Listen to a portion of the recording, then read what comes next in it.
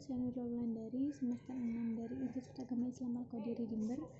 Di sini saya akan mempresentasikan sebuah makalah media dan teknologi dalam pembelajaran dengan judul Media Audio, di mana mata kuliah ini diampu oleh dosen Fikri Farihin MPDI. Baik, langsung saja kepada materi, di mana media audio ini memiliki kekhasan tersendiri sebagai sarana untuk memperoleh informasi dan pengetahuan yang diperlukan oleh khalayak. Media ini memanfaatkan unsur suara untuk menyampaikan informasi dan pengetahuan kepada penggunanya. Media audio juga banyak digunakan untuk melatih kemampuan verbal yang spesifik seperti pidato dan kemampuan dalam menggunakan bahasa asing. Dan program kerekaman suara atau audio merupakan salah satu jenis media pembelajaran yang dapat digunakan untuk menyampaikan informasi dan pengetahuan kepada penggunanya.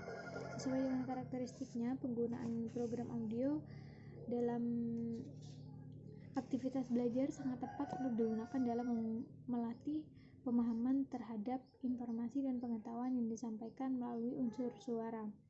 Bentuk fisik program audio ini dapat berupa piringan hitam, compact disc audio, dan kaset audio. Media audio dapat juga berisi rekaman tentang beraneka ragam dan jenis sumber suara seperti suara manusia, suara binatang, suara musik, dan suara yang terdapat di dalam alam dan lingkungan sekitar.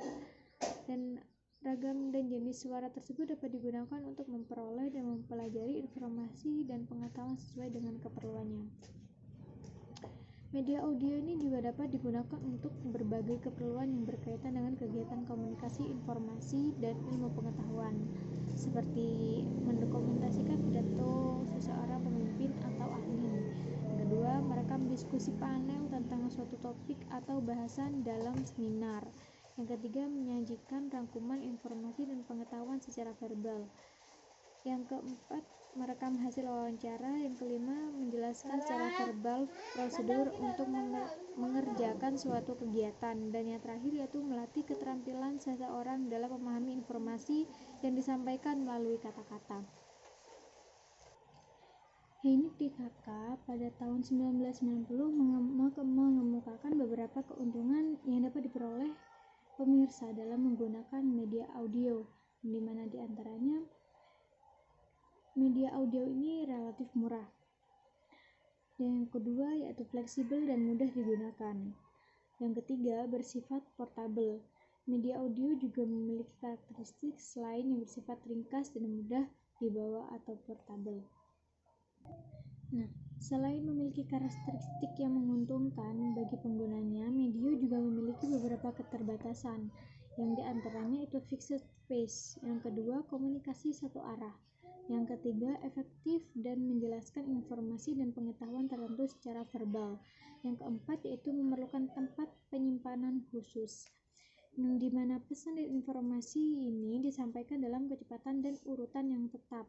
Hal ini disebut dengan istilah fixed pace. Perkembangan teknologi pada media audio yang berlangsung sangat pesat ini telah memungkinkan pengguna dapat mengulang atau mempercepat penyampaian pesan atau informasi yang dikomunikasikan melalui media audio. Dan media audio ini memiliki beragam bentuk, di mana diantaranya yaitu 1.